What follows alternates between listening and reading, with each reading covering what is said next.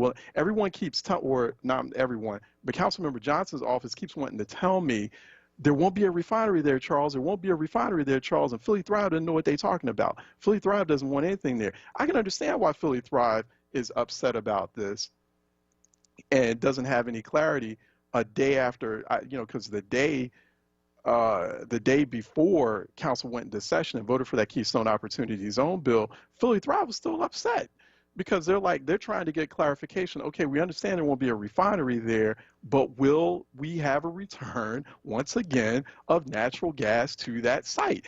Councilmember Johnson's office has not yet answered that question. It's a very simple question.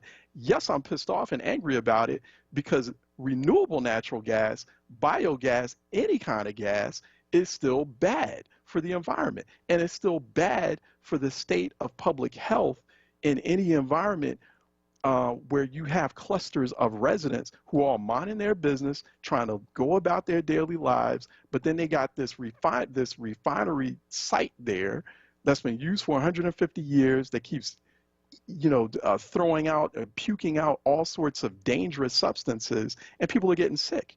And so, and it kind of stunned me how Councilmember John, you heard it here on City Council Live session last Thursday. The council member just like totally he didn't even really go into, he was just kind of dismissive of like the public health. It was hard for him. All he's talking about is jobs. It's like, dude, it's been thousands of residents back there still haven't gotten a state sanctioned or city sanctioned comprehensive public health epidemiological survey or assessment to find out how bad the cancer has been back there, how bad the respiratory illnesses have been back there, how bad, like all sorts of other chronic diseases have been in that section of Philadelphia, his district. And all they keep talking about is jobs, but there have been clean energy proposals that have been put on the table, not just by Philly Thrive, but from folks at Penn, at Drexel, who are like, yo, you know what? You could actually build out a clean energy, a combination of solar, hydropower, maybe even a little bit of wind at that site, and you could make more money and create more jobs. If Philly would have just take that big piece of land and do some clean energy stuff with it, other than being wedded, just so absolutely to the fossil fuel industry in the state. Then, Philly's all wedded to the fossil fuel industry, and here you have the AG, the state AG is like, you know what, I got a grand jury investigation going on, and fossil fuel industry is not on the up and up, y'all. Like, it's like all the signs are there that the city really needs to go in a new direction with respect to energy and the environment. The city refuses to do that. City's just hard-headed. It's just jobs, jobs, jobs. It's like, but it's so stupid because it's like you're just ignoring all these other proposals that are actually just as doable and just as ready to be scaled up as any kind of fossil fuel plan that you're putting on the table. No one wants to answer this question, though.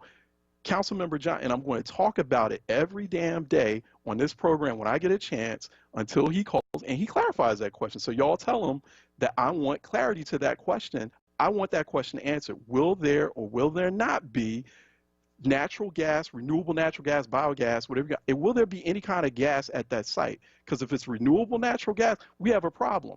Then we have not resolved this issue. You might as well just go ahead and build a new refinery. It's the same exact thing. The science is already conclusive on this. Biogas, renewable natural gas, clean coal, all this is still dirty for the environment. It's bad for people's health.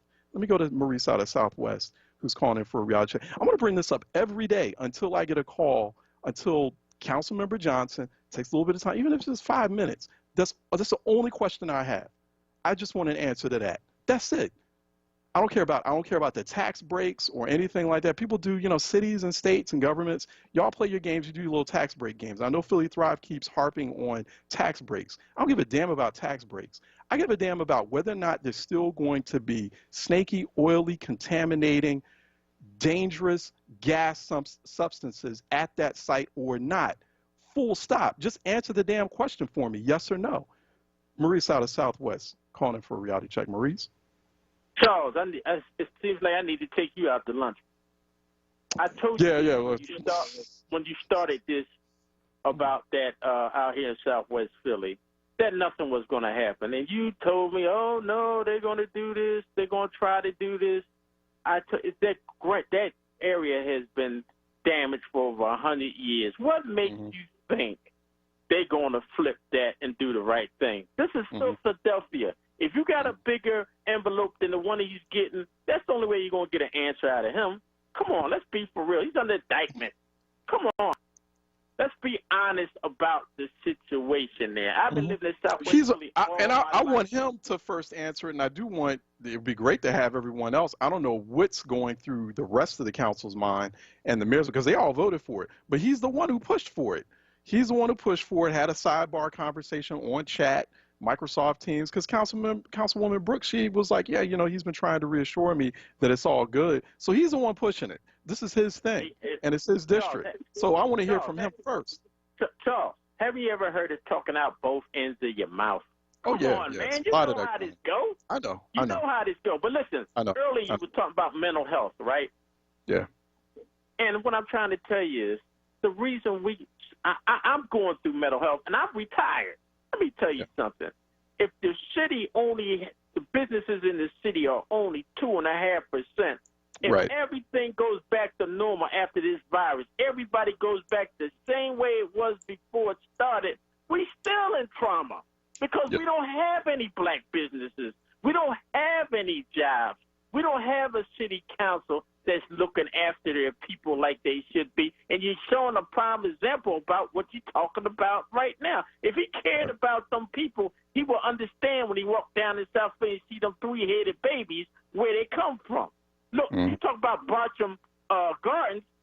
Has anybody ever checked the quality of that water that's behind Barton Gardens? It's a dump. It's a sewage dump back there. I've been living around here all my life.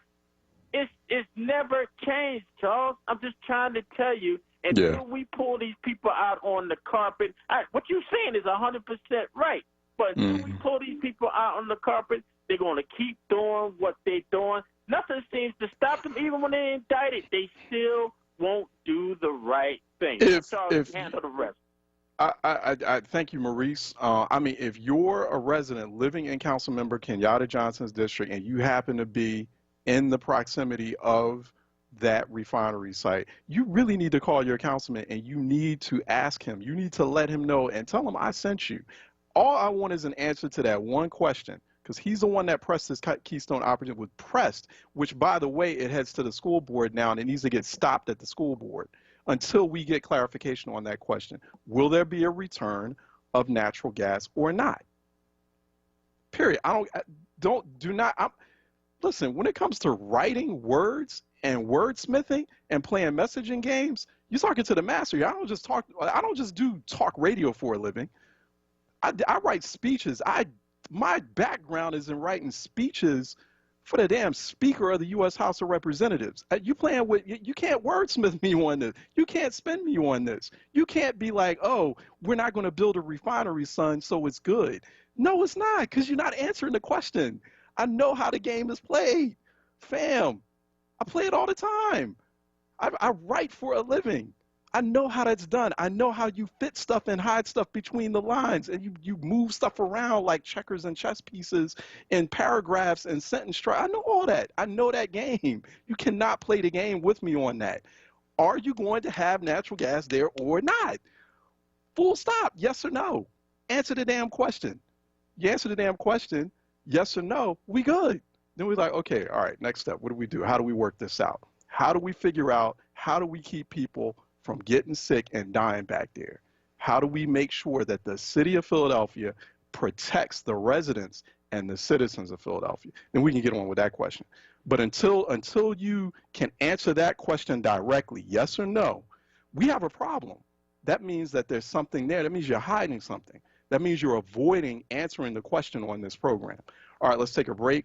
And when we come back on the other side, we should be talking with Pennsylvania State Attorney General Josh Shapiro coming up here next on Reality Check, 96.1 FM, 900 AM, wordradio.com, Word TV, Word app. Stay tuned. We'll be right back. Always Best Care is a great place to work. Flexibility, leadership, purpose, great benefits. There's never a dull moment. diversity, inclusion, compasión. We love our jobs.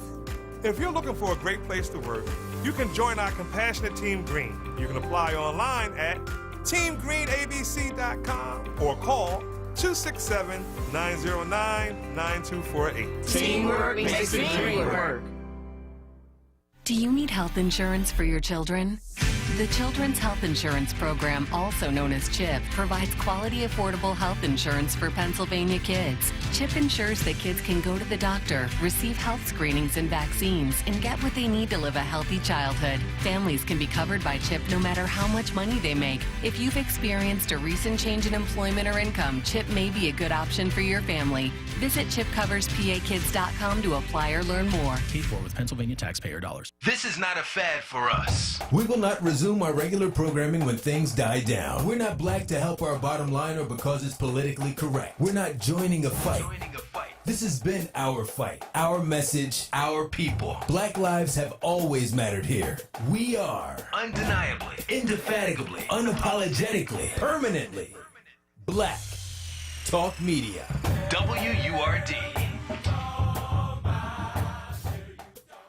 Home of the Happy Hour. The Happy Hour. With Sincerely Sarita. This is Word Radio, 96.1 FM and 900 AM WURD Philadelphia. Streaming live at wordradio.com and on the Word Radio app.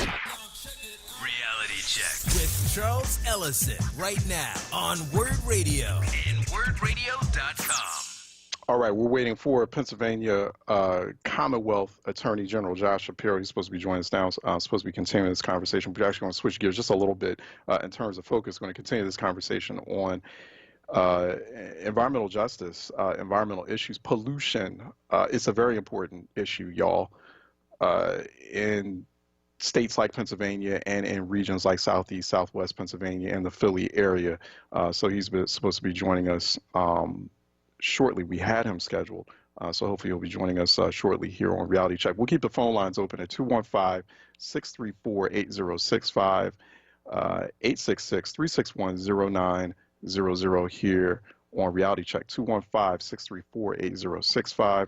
Toll free, it is 866-361-0900 here on Reality Check, going into a conversation with AG Josh Shapiro. I want to talk to him about a grand jury investigation report that he just issued last week on the state of affairs with respect to fracking in the state or the Commonwealth of Pennsylvania. It's not a good report at all for the fossil fuel, the fracking industry in the Commonwealth. And so, and definitely it's some very vivid illustrations and examples of what appears to be collusion, all sorts of coordination and collusion that's happening between when those are supposed to be independent entities apart from one another, and when one of those entities, one of those institutions or agencies is supposed to be conducting oversight and regulation over the other. But apparently the Attorney General describing the relationship between the state's Department of Environmental Protection and the fracking industry as cozy. Those are the words he used. I'm not using those words.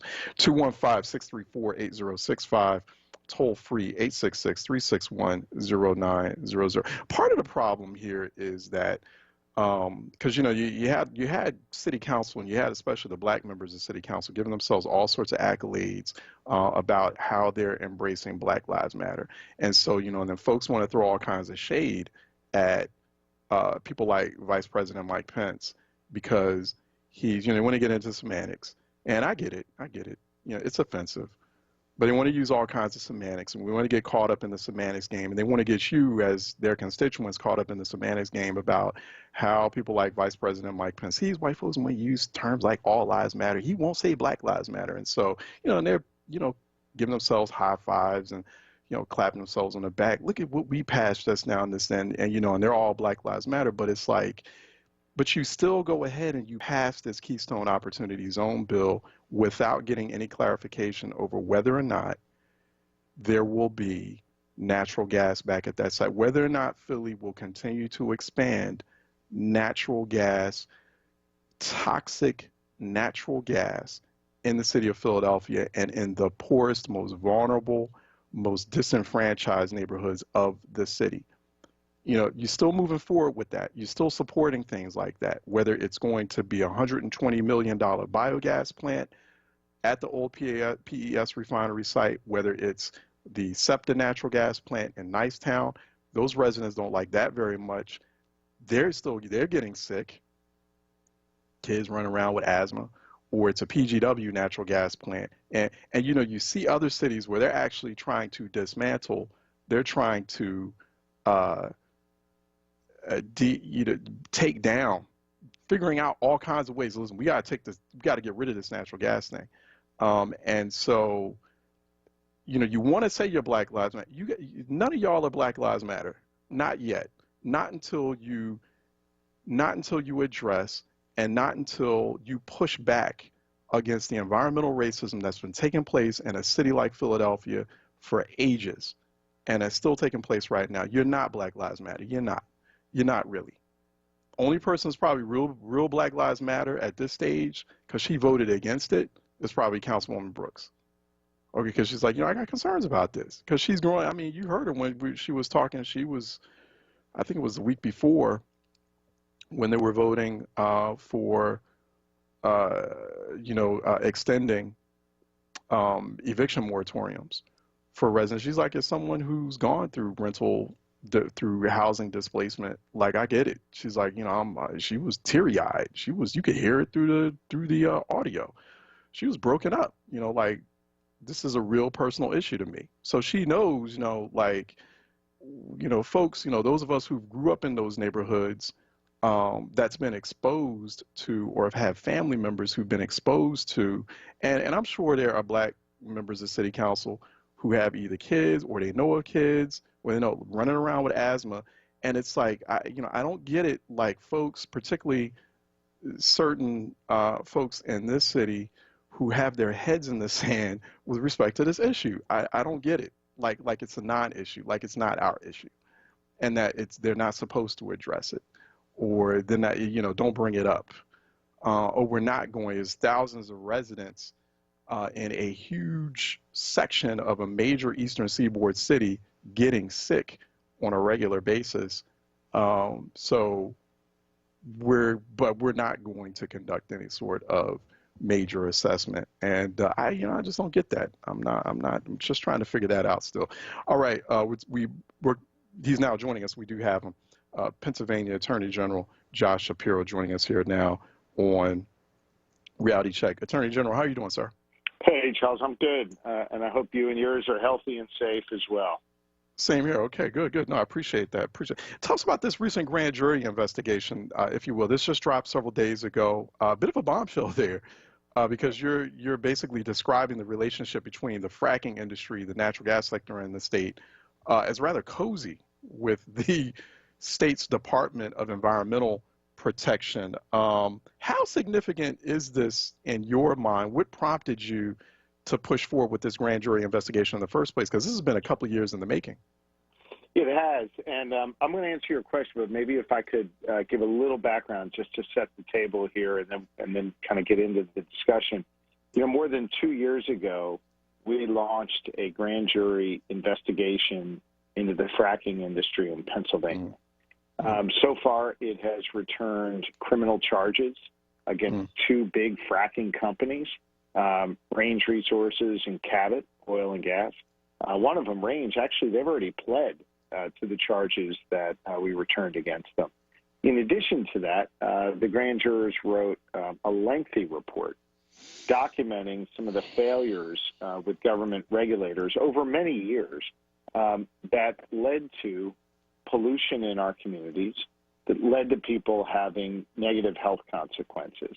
And that was documented in this grand jury report. It showed the oftentimes to what I call cozy relationship between the regulators, what's called the Department of Environmental Protection, and at times the Department of Health, and the gas companies. Now, it also pointed out that some progress has been made under the Wolf administration. We appreciate Governor Wolf for what he's done there, but it also shows that a lot more needs to be done. And here's why this matters to your listeners, because, look, in your listening area, where I live, we don't have fracking. You got to go to other parts of the state. But what happens in those parts of the state is oftentimes, poor people who can't afford lawyers, who can't take on these big, corporations with lobbyists and campaign donations and all the things they have, they get screwed. So to me, this is a matter of environmental justice. It's another example of us taking on the big fight to protect people in the communities who often get hurt. And it's the kind of work we've done as Attorney General for years and what I'm going to continue to do. And to clarify something here, too, because you just said that, kind of hinted at that a few moments ago, there's been some progress made under the Wolf administration, under Governor Tom Wolf. A lot of what's happening here, or what you've identified through this grand jury investigation, it predates Wolf, right? There was a lot of emphasis in this report on the role that the Corbett administration played, Governor Tom Corbett, Republican before Governor Tom Wolf. That's when all of this started, when we started to see this very unseemly relationship between these two institutions, between these two groups, between the regulator and the industry. That's when we saw that start to happen. To be fair, I mean, this report examines a period of time more than a dozen years. So it goes through the Rendell, Corbett, and Wolf administrations. Okay. And there has been progress made, but the report still documents and details areas that need to be fixed today that haven't been fixed. So I'll give you a couple examples about that. It talks about how we have to close the revolving door that allows the regulators at DEP, to leave work on a Friday and show up working for one of these fracking companies on Monday. And there were examples of that. Wow. It talks about how right now you only need to be 500 feet away. That's like 200 steps, 200 paces away, from someone's front door where you can put a big drill rig. 200 steps away from a school building or a hospital. And the grand juror said it should be at least, at a bare minimum, 2,500 feet. Another example is, in order to do this fracking, right, where they pump all kinds of stuff down into the earth to spread the shale and extract the gas, they're pumping all kinds of chemicals under the earth. And they won't tell us. They won't tell you. They won't tell the people living there what those chemicals are. They keep it a secret. Those are the kinds of things that still need to be changed, still need to be reformed. And, unfortunately, the Department of Environmental Protection came out swinging and attacked the grand jurors over this report. The Department of Health, interestingly enough, came out and acknowledged some of the failings of the past and talked about the progress they've made going forward. I think at the end of the day, these fracking companies need to be held accountable, and the government regulators need to do their job. Because here's the deal, right? Think about this. Companies, they answer to shareholders, right, Charles? They're trying to make a profit. That's their job. Government's supposed to set the rules of the road to protect people and then enforce those rules. And you have seen example after example of the Department of Environmental Protection either set up pretty lax rules, or if they had rules, they didn't enforce them. And at the end of the day, Charles, it's not just that this is Josh Shapiro's opinion that the environment is important, or Charles's opinion that the environment's important. Our state constitution, this is pretty unique, our state constitution guarantees you, me, and every one of the 13 million Pennsylvanians a constitutional right to clean air and pure water, Article 1, Section 27. So I can't turn a blind eye to whether it's a regulator or a company that's allowing our air and water to be polluted, which is exactly what these fracking companies are doing. If you could illustrate, Attorney General, how severe that problem is. You had some examples in this, and the grand jury also interviewed residents who've been impacted by fracking. Yeah. How bad is that? Like, can you give maybe an example or two of the impact that it had on their house or their water, or how bad that is when we're talking about fracking sites being so close to a house or a piece of land? Kids waking up screaming in the middle of the night, little kids, nose is bleeding everywhere. Imagine that as a parent, having a race to get your child and their nose is bleeding because of what some big drilling company is doing outside. Taking showers and getting rashes and burns all over your body. Not being able to drink the water that comes out of the tap and having to drive hours each week just to get the water that is clean for you to drink and have your family bathe. Livestock, because remember, these are a lot of farmers, livestock getting inexplicable illnesses and just dying in droves. Not being able to let your kids go outside and play because the air is too dirty to breathe. This is the reality of what people are facing in these communities where these fracking companies have operated without proper regulatory oversight. We're talking with, if you're now tuning in, we're talking with Pennsylvania Attorney General Josh Shapiro. He's joining us here on Reality Check Monday, midday edition. We're talking about this latest grand jury investigation on the Marcellus Shale sector, or the fracking industry in Pennsylvania, relationship with the Department of Environmental Protection in Pennsylvania. So it sounds like the state DEP's office, it's not effective at all with respect, it's got this relationship with the fracking industry. What's the next step here? Because we're saying that progress has been made. I mean, so have the Wolf administration moved forward with firing people yet, or completely overhauling that office, the DEP office? Look, I think that's a question for the governor. I can't answer that. What's next, which is the first part of what you asked, is the grand jurors didn't just document all of these bad things. What they did was they also laid out 8 specific recommendations that the legislature needs to pass. Expanding the no-drill zones like we talked about, stopping the chemical cover-up, making sure we transport this toxic waste in a safe way, regulating pipelines more effectively, making sure that air pollution sources are being properly accounted for, ending that revolving door that allows the regulators to go work for the industry that they were supposed to be regulating, and making sure my office has teeth in enforcing our criminal laws to hold these companies accountable. I think the next step needs to be adopting these grand jury recommendations. That's what needs to happen. And that's really a question now for lawmakers when they come on your show to ask, are you for these, fracking grand jury report recommendations, and what are you going to do to pass them?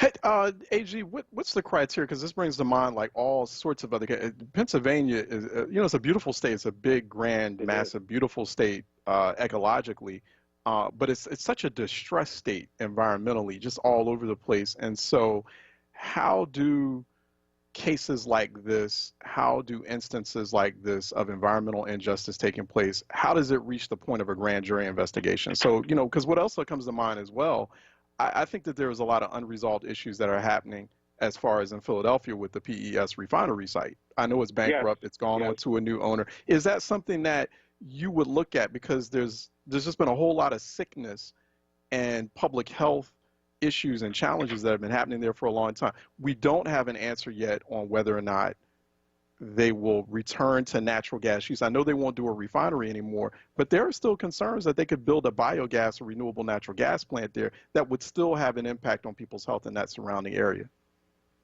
Yeah, absolutely. I mean, look, you raised some really important issues here, Charles.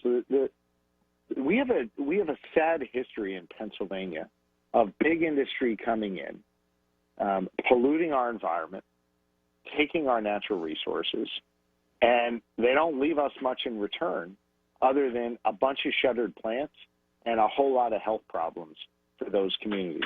That's what happens. Now, I'm not against these industries.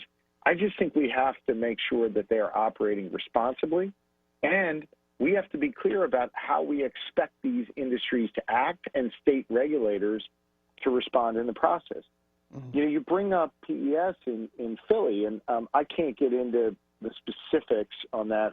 We are not the lead agency, but we have had a role in the investigation as to what happened there. But I could tell you, for example, the Trump administration has been trying to roll back protections for facilities like that, rollback standards, and we are fighting him in court to stop him from being able to do that. PES would be one of the refineries that's deeply impacted if Trump has his way and reduces regulation. But there's a broader story of environmental justice here, whether you're talking about the refinery in Philly or you're talking about one of these fracking drill sites in rural Pennsylvania. Oftentimes, the people who are most impacted negatively, I mean, let's be real, Charles, they tend to be poor, They tend not to be able to hire their own lawyers. They tend not to be able to get access to their government for help and support. And they're often left to fend for themselves. And here's the thing. It doesn't matter, black, white, rural poor or urban poor. We're seeing the same kinds of issues play out. And it's why we need to focus our attention on environmental justice. And it's why I won't let these communities hang by themselves. I'm going to stand up to these big, powerful corporations who screw them repeatedly and stand on the side of the people of Pennsylvania every single time, whether it's down in Philly or it's out in some rural well site in Pennsylvania. All right, we've been talking with Pennsylvania Attorney General Josh Shapiro. Go to at PA Attorney Gen on social media, on Twitter more specifically, get more information there on what he's up to. And you check the grand jury investigation. That's on your website at attorneygeneral.gov. Exactly. You can read the full report on our website, www.attorneygeneral.gov. Okay. All right. We'll make sure everyone checks it out. AG, thanks so much for your time. Really appreciate it. Great to be with you. Thanks for highlighting these important issues, and stay safe. We'll talk soon. All right, you do the same. We'll talk to you again. Thanks again. All right, let's take a break. And when we come back on the other side, we'll be talking with Emily Gee of the Center for American Progress, coming up next to talk about the Trump administration's renewed attacks on the Affordable Care Act. So Trump administration making a new commitment to obliterating the Affordable Care Act in court and trying to take it up to the Supreme Court again. So Emily Gee, Center for American Progress, is going to talk about why that is not a good move, and that's the wisest move in a time like this. All right, we're going to have a Cap Corner coming up right after this break. If you want to start your morning with mindfulness, motivation, and inspiration, tune in to Daybreak with me, Halana, here on WURD Radio, Monday through Friday from 6 to 7 a.m. I'm a health and wellness coach with over 15 years experience helping people to transform their lives. On the show, we talk health and wellness 360, from getting your mind right to getting your money right. So let's rise and shine together right here on WURDradio.com, 96.1 FM, 900 on your AM dial on Daybreak every morning. Listen to Laborers Live. We created the weekend. We created the 40-hour work week. We just want enough to feed our family, be able to send our children to college, and let our next generation do better than we did. To people that might have forgot how important unionism is in a country like the United States. People now infringing on our 8-hour work day, trying to work people more than 8 hours without overtime, trying to work people without benefits. In the long run, everybody's getting a fat paycheck except the worker. So this is really a wake-up call for America. The struggle is continuous. Tune in to Laborers Live every Friday from 4 to 5 p.m. Sponsored by LESIT, the Laborers Employers Cooperation Education Trust of the Laborers District Council of Philadelphia and vicinity. Local 332, Sam Staten Jr. Business Manager. Local 57, Esteban Vera Business Manager. Local 135, Dan Woodall Jr. Business Manager. Local 413, James Harper Jr. Business Manager. The Laborers District Council, Ryan Boyer Business Manager, and Tony Staten, Executive Director of LESIT. WordRadio.com. This Black Music Month vignette is brought to you by Pico. Philadelphia native Jill Scott took the airwaves by storm with the debut of her first album, Who is Jill Scott? Words and Sounds. The album's unique poetic storytelling, combined with her soulful sound, went platinum and earned her 6 Grammy nominations. Jill Scott is also a poet who credits Nikki Giovanni's writing as her introduction to the power of words. She released her own book, The Moments, The Minutes, The Hours, a collection of poetry, in 2008. Jill Scott has appeared in over 24 movies and television shows, and founded the Blues Babe Foundation, a non-profit serving youth in North Philadelphia and Camden. Word Radio celebrates Jill Scott for her contributions to Black music, literature, and the arts. This Black Music Month vignette was brought to you by Pico, powering communities. Reality Check with Charles Ellison right now on Word Radio and WordRadio.com. All right, welcome back to Reality Check. Joining us now is Emily Gee with the Center for American Progress. Go to AmericanProgress.org for more information. Join us here to talk about the latest renewed attacks on the Affordable Care Act, on the landmark healthcare law, still law of the land, but the Trump administration now, especially last week announcing that it's going to engage in a new renewed policy and legal attack on the Affordable Care Act and to dismantle it once and for all. Emily Gee here to talk with us about that, why that's such a big problem. Emily, how are you doing? I'm good. I hope you're well, Charles. Thanks for having me back on your show. All right, excellent. Yeah, it's good to have you back. It's good to see you. I think didn't we see you last time we were at the Center for American Progress and we had you on the program. If I'm not mistaken, that's right. We had you during one of our pop-up live broadcasts. Well, hopefully we'll do that again on the other side of the Four Horsemen here. So once they get going, so we can be in the same room. The Trump administration still wants to obliterate the Affordable Care Act. Many people here know it as Obamacare. It's the Affordable Care Act, but and there's some reasons for that. And we can discuss that, unpack that in a few minutes. But what's the president's problem with the ACA, you think? Because we keep kind of repeating this time and time again. I guess it's close to the general election, and this is a great way to sort of, he feels, to motivate his base to the polls. Let me just refresh my attacks. My goal to just get rid of the Affordable Care Act once and for all? So, I think one of the reasons is it's simply one of Barack Obama's greatest accomplishments. And during his presidency, we extended health insurance to 20 million people. Reduced the number of uninsured by 20 million people. 135 million people who have pre-existing conditions are protected from discrimination by insurance companies. That's new, and that's something that it wasn't available before the ACA. Insurance companies could deny you coverage because you had cancer or asthma, or charge you more because you were a woman. And so I think there are a lot of Republicans in Congress and Trump himself who'd like to turn over the law because this is a political act, even though they have no backup plan for how you would take care of these people and get them covered and get them health care if the law were repealed. Yeah, how bad would that be too if we're taking away the Affordable Care Act? So what's the really bad scenario here if suddenly one day we didn't have an ACA? I mean, it's already not functioning optimally at the moment, even though it's the law of the land. It's not like, during these enrollment periods, the federal government, the current Trump administration federal government, is not making any kind of effort to get people enrolled or re-enrolled. So what's the worst case scenario here, particularly considering the state of health that the country's in right now? Exactly. So I think if you'd asked me that before the pandemic, I still would have said disaster. It's right.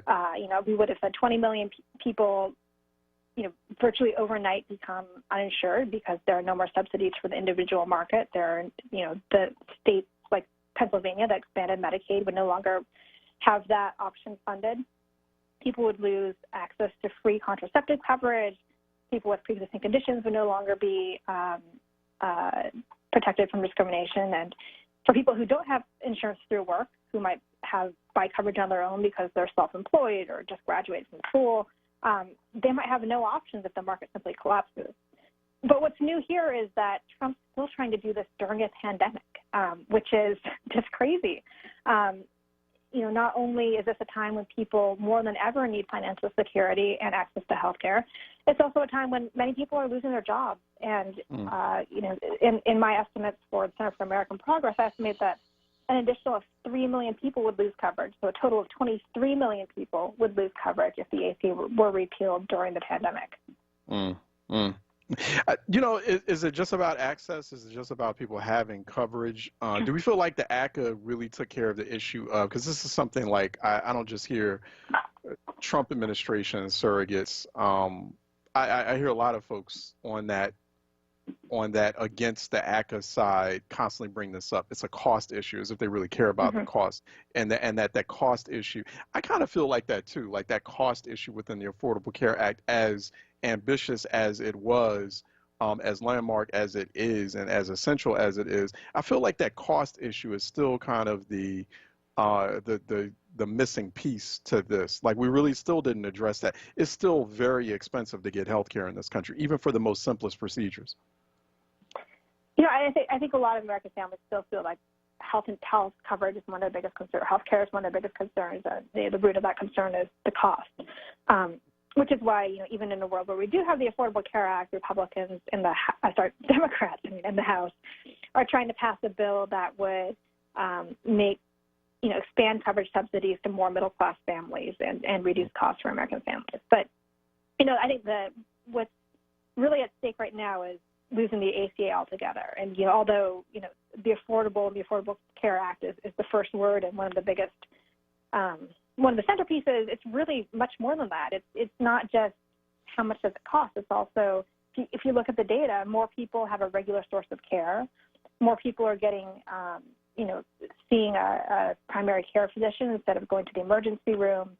Hospitals report that they're providing less uncompensated care, which means they have resources to do other things. It could be a public health disaster. Last week, about 800 public health experts signed a letter asking the administration to drop the suit because if people don't have, affordable health care and they lose, essentially lose their access and become more hesitant to get care because of the possible bills that might come from it, and you have people not getting the care that they need and that we need as a society to keep ourselves healthy. Mm-hmm. You're talking about how there are 800 healthcare practitioners, experts from the industry, from the space, writing this letter, pleading with the administration not to go forward with it. Is there any sector or corner of the healthcare industry, of the healthcare space that the administration is listening to? Because it seems like, the healthcare industry or the healthcare sector seem to have such influence, during the Affordable Care Act debates, years ago, it seems like eons ago, they seem to have a big, influential, pivotal voice in that conversation when people were putting were sculpting the Affordable Care Act together when they were trying to get it passed. That doesn't seem like the case right now. So the Trump administration, what are they basing this off of? Is there a particular aspect of or angle within the healthcare sector or conversation that the administration is listening to over the advice of other healthcare professionals? So I think it's you're correct in that it's a fairly united front of people fighting for the Affordable Care Act, whether it's consumers, but also insurance companies, including some of those that have been fighting against universal health care, which I think is not the right position. But even they are fighting to keep the Affordable Care Act. Physicians are for keeping the ACA and say it's made a huge difference in quality of life for their patients. But I think the Trump administration is just digging their heels in for a political win. And talking about disaster, it would actually be a disaster for Republicans too, because they're looking at an election season and at the same time when they're threatening to strip health insurance coverage from 23 million people. And I think the reality of that hasn't quite become clear to them. But I think they came. It was pretty scary. They came very close to repealing the ACA back in 2017, and luckily didn't succeed. But I think they feel like they just want to clinch that victory, even though it would be a very reckless act on their part. I'm real curious, the conversation about the political dimensions of this. Will it really be politically risky for them? Because as you and I are talking, throughout this entire conversation, we haven't mentioned the word Obamacare. Whenever the president announces a renewed attack or a fresh assault on the Affordable Care Act, he always uses Obamacare. Republicans always use Obamacare. I still get a sense that there's a large segment of the American public that doesn't understand that Obamacare and the Affordable Care Act, they're the exact same thing. They think that these are two totally different things. And I think that that's still a problem. I saw the polling there several years ago, and I think that the Trump administration, Republicans, they still capitalize on that, particularly with white working class voters that are heavily reliant, and white low-income folks who happen to also, some of them vote, who are heavily reliant on the Affordable Care Act. But they're thinking Obamacare, they're thinking this completely different thing. Oh, that's that evil Obamacare. It's like, nah, fam, that's actually the exact same thing. That is the Affordable Care Act. What are we seeing there? Are we getting new data showing that people still don't understand that it's just a distinction in terms of word usage, in terms of terms? So I think you're right that it's become this hyper politicized issue, and I think we've been trying to refer to it as the Healthcare Repeal Act because it really is taking away health care. It doesn't matter what you call it. It's people's health coverage. And in fact, if you look at the history of the ACA, I think there are a lot of different ideas that went into it, but one of the sort of early prototypes that it's based on was Mitt Romney's plan for Massachusetts. And the individual mandate, which is the centerpiece of this lawsuit against the ACA, was originally an idea from the Heritage Foundation, which is a very conservative foundation and think tank here in D.C. Right. Yeah. Have we? How unprecedented is this, Emily? Have we ever seen an example of a government work against its or fight against its own law that it is obligated to enforce? That's legally obligated, constitutionally obligated to enforce. Have we ever seen another instance where a government, a federal government, fights against its own law like this with such veracity? Have we ever seen that? Or are there other examples? Because I think that's important too, to get a sense of kind of where this is headed next, or maybe to see, do they have some sort of playbook that they're able to sort of reference as they're moving forward with this chance to obliterate the ACA? So I'm not a historian or a legal scholar, and so I think there may be, but I think in the last decade this is fairly unique situation in which the Department of Justice is refusing to enforce something that's the law of the land. I mean, Paul Ryan even said that's the law of the land when the Republicans failed to repeal the ACA back in 2017. But what I think is not unique in the context of the ACA is that we see conservative leaders acting against the interests of their own people, whether it's at the federal government level or the state government level. States like Pennsylvania took the option to expand Medicaid using money that's available in the ACA to extend, free or nearly free coverage to more middle-class families. But there are a number of states, especially in the South, including some of those that are being hardest hit by coronavirus right now, whether it's Florida or Texas or Alabama, that despite the fact that the federal government would pay 90% of the cost of Medicaid expansion, have refused to do so. If they had, there would be many more people covered. Rural hospitals would probably have better resources for serving residents and being better equipped to handle the pandemic. And you would also see a smaller racial gap in access to health care. Yeah, it's very fascinating. In a way, I feel like there's so many people that'll be harmed by this move if you remove the Affordable Care Act. I mean, what's the big kind of constitutional argument to, like the 14th Amendment comes to mind, because it's healthcare to me is also or the absence of healthcare. That's a national security threat, if you think about it. And the president is obligated by the Constitution to protect national security, to carry that out. If he's not, he's violating his duties laid out in the Constitution. And I'm kind of thinking of that way, because you're not just having people losing their health care. If you remove this, you have people dying from that. And so you've removed that protective layer, and not just to give people a better quality of life, so they could just survive. And I wonder if we need to start looking at it in that way. Maybe that's kind of like a new sort of business pitch to even conservatives and Republicans, since they don't seem to be concerned with the fact that it is a law. Maybe national security issues seem to always sort of persuade them. Can't we see it like that? Like this is a national security problem. It's alarming on that scale. And I think, in addition to that, one other thing that you hinted at too is that another problem we have in the United States in terms of our the philosophy around healthcare is that, unlike pure nations around the world, Americans don't universally view health as a human right. I think that's changing. I think we have especially seen that among progressives in this election cycle. But I think we need to change how we think about healthcare, and if we really want to make sure that all Americans have the care they need.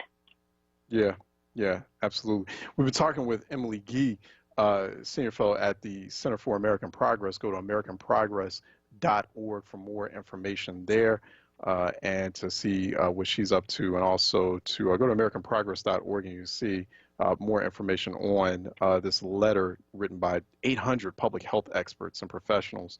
They're telling the Trump administration to drop this renewed lawsuit to end the Affordable Care Act. So that's going to be one of the big issues of this general election, particularly during this pandemic that we're having right now. So definitely going to have many more conversations to come. Emily, thanks so much for your time as always. Thank you.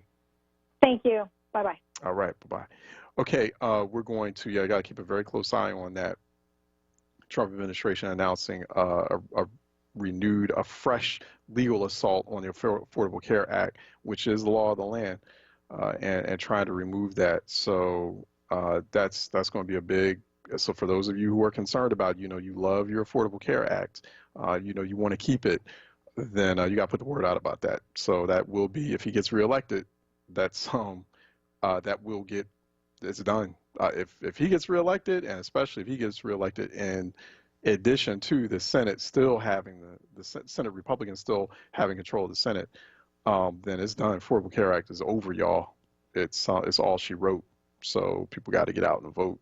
All right, let's take a break. And when we come back, we'll take phone calls before we head into the noon hour. Nicolette Lewis-Saint's going to be joining us at the top of the noon hour. But in the meantime, phone calls too, in case you have questions for her, because we're going to have a session about pandemic and about mask usage. So more renewed debate over that, and more conclusive science around masks too, and about how beneficial masks are in a time like this. But 215-634-8065, toll free 866-361-0900 here on Reality Check. 215-634-8065, toll free 866-361-0900 here on Reality Check. Let's take a break and we'll be right back. PECO has many ways to help you lower your energy usage and save money at home. Here's one. Have an old working fridge or freezer in your garage or basement? PECO will pick it up, dispose of it responsibly, and give you a $75 rebate. That's right, $75. Plus, you can save as much as $150 a year on your energy bill by getting rid of it. Just schedule your pickup at PECO.com/recycling or call 1-888-5-PECO-SAVE today. Be sure your fridge or freezer is plugged in and working at time of pickup. Be heard. Want another way to join the conversation? Follow us on social media using the hashtag onWURD. Be heard. Stay connected to Word Radio. Independent Black Media. One day. Frank Rizzo's statue may be gone, but the Fraternal Order of Police maintains a dictatorship over the political establishment of Philadelphia. Decertify the FOP, bring Mumia home, defund the police. Rally in March, July 4th, 2020, 12 noon, at the site of the fallen Rizzo statue. For more information, go to mobilization4mumia.com. Join us, July 4th, 12 noon, at the site of the fallen Rizzo statue. See you there. This is WURD Breaking News. All right, breaking news out of Washington, D.C.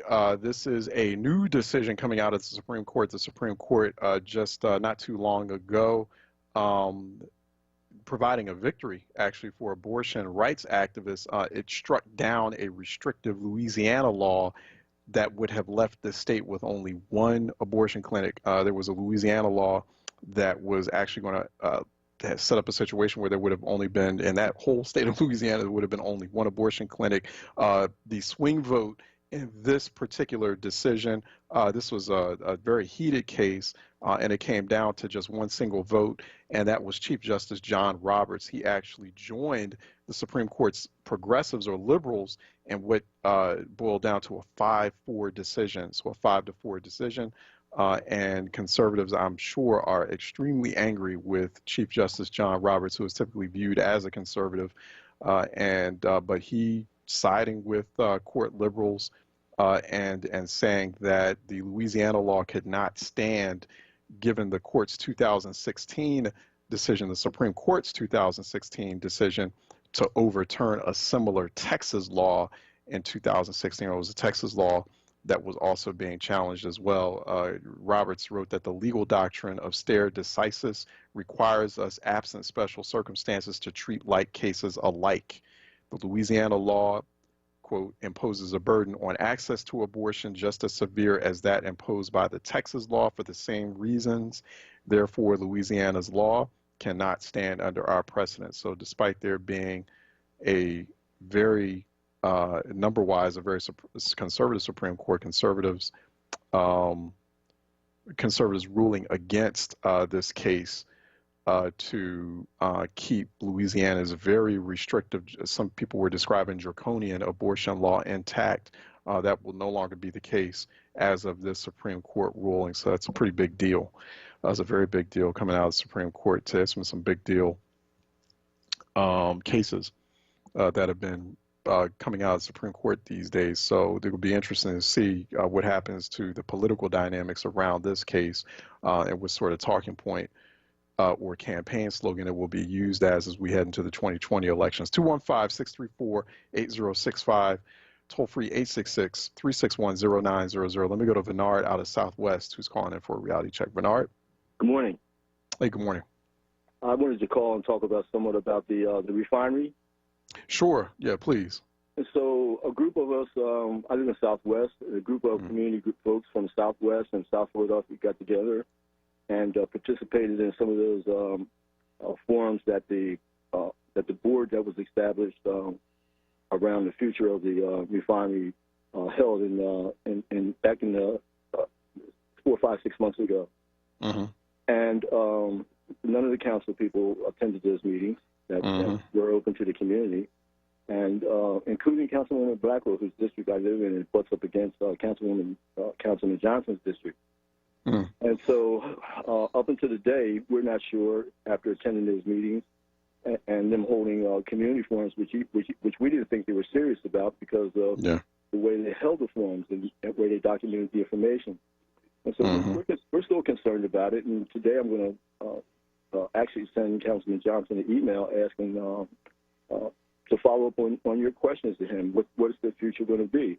We got a postcard in the mail the other day from the group that is managing the refinery, and it never really was clear about what the future of the refinery is going to be. It talked about where we are today. So we're concerned. And I think, Bernard, and just to be more specific about that question, will there be a return? And I think that's key when we phrase this, when we word it right, that question.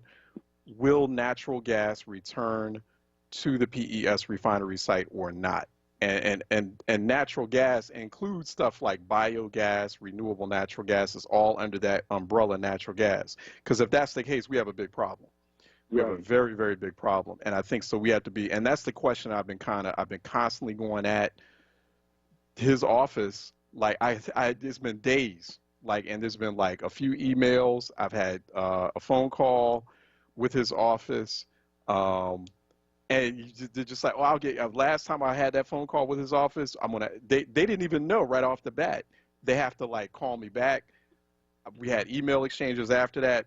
Still no straight answer. And it's like, so that's when I'm like, okay, because once again, I've been in that position, running defense for an elected official. I've done that numerous times, working in that space.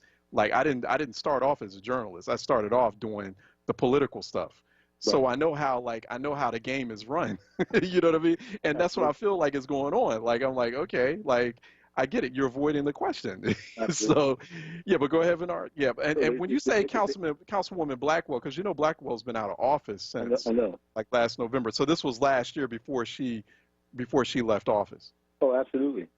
Okay. And so we haven't been able to get the council meetings to talk to the new councilwoman because whose daughter is Leon Williams, the attorney. But we haven't been able to talk to her yet because of council hasn't been holding meetings in public. As soon as we can find a way to connect with her, we're going to have this conversation with her as well. Are you working, Bernard? Is your group working with Philly Thrive, or are you okay at all with how Philly Thrive is operating? Do you feel like they're not going far enough, or you feel like they're maintaining a good pace at this time?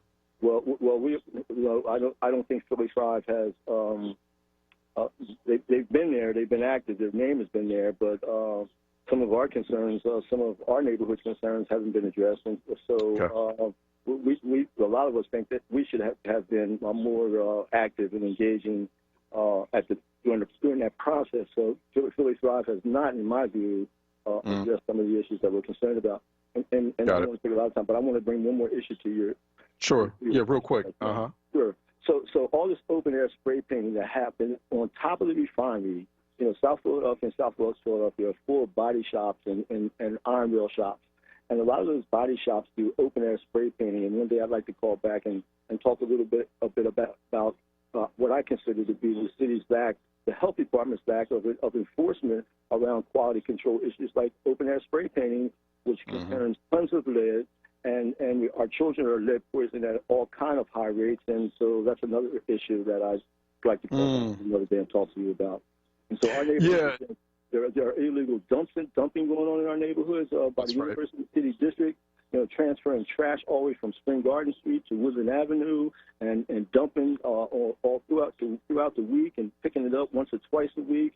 And, that Spring Garden Street goes from that Drexel community or, the new Promise Zone community all the way to Baltimore Avenue, and then Woodland Avenue, where this dump is located, gets no kind of additional support from the city that we can even handle all this trash that's being brought in. So, I'd like to talk to you about that as well. And I want to thank you. You helped us, I believe, with the issue of illegal dumping out here in Southwest Philadelphia, and we sent it to you, and I believe you did something about that. And I just want to thank you publicly for your efforts on that. Okay? No, and Bernard, to reach me, C. Ellison at Word Radio. Please email me. Let's go offline with this because I want to learn more about what's happening out there with respect to refinery and everything else. C. Ellison at wordradio.com. So email me when you get a chance, Bernard, and then we can do some follow-up. I'd appreciate that. Thank you very much. All right, thank you. Okay, let me go to Pat out of West Philly, who's calling for a reality check. Pat? Yes, good morning, Charles. How are you? Hey, good morning. How are you doing? All right. Good. I'm kind of glad about the justice deciding. I just wanted to make a few things clear. Is it just an abortion clinic or is it a family planning clinic that was the decision made upon? Because I think when we say abortion clinic, people kind of think that that's all they do. But a lot of clinics that provide that service also do a lot of other things for men and women as well. So I think when he made that decision, he probably, and I'm hoping that he probably thought about, care being given to the community, men, women, and they also do a lot of other things like mammograms and, OBG clinics and things like that. So I just wanted to be clear about is it just an abortion clinic or is it a family planning clinic that, his decision was made upon. Thanks for taking my call. Ms. Pat, thanks for bringing that up, too. I think people do need to, I think there's a big conversation there I think you just touched on. And I've had that conversation from time to that topic, abortion is not a topic that, or reproductive justice, as some folks call it as well, is not a topic that we touch on often. It's a minefield, in a lot of ways, right? Because you don't know. I mean, you could have people who are normally seemingly progressive on a lot of other issues be quite conservative because of personal, emotional, or religious views on a topic like reproductive justice or abortion, as they call it. But it's all in the messaging. And so you do have a situation here where places that are called abortion clinics actually operate more as like 3/4 of their services or more are women's health services, are, very essential, like the type, like very necessary women's health services, like, the types of things that women's need, in terms of their own health, their own, also their own reproductive organs, in terms of providing, even it's also, yes, particularly for economically distressed communities. I mean, that's where they get some of their main health care from, right? And so, I think that it's a bit of a misnomer when we start terming these places as abortion clinics, because it gives the impression, the sort of false impression that that's all that's going on there, and that's just not the case with a lot of these places, right? And you could probably make the argument, but based on some old data I remember looking at a while back, and I just haven't ventured back into the issue, But the majority of places that we think are abortion clinics, they actually, the majority of the services are women's health services or men's sexual health services. And so, that's all. I mean, it's not just like an optional thing. You got to keep, like, sexual health is just, it's basic necessary health. It's a necessity, right? Or you fall apart. Because we tend to also have this problem in this society where we separate our basic health from sexual health, like they're two separate things, and sexual health is just like the fun stuff. No, it's an essential thing. You need to keep all your body parts and all your organs at full optimal level, or you fall apart, right? Or you end up getting all sorts of chronic diseases, cancers, etc. So those a lot of women do, and I don't know the answer specifically to that question, Ms. Pat, because all they're talking about is the Louisiana law, which would have been so restrictive, they would have only been able to keep one, as they're describing it, at least in news reports, one abortion clinic open. But one thing Chief Justice John Roberts had referred to that 2016 Texas case that the Supreme Court had deliberated and ruled on. It was Whole Women's Health versus Hellerstedt.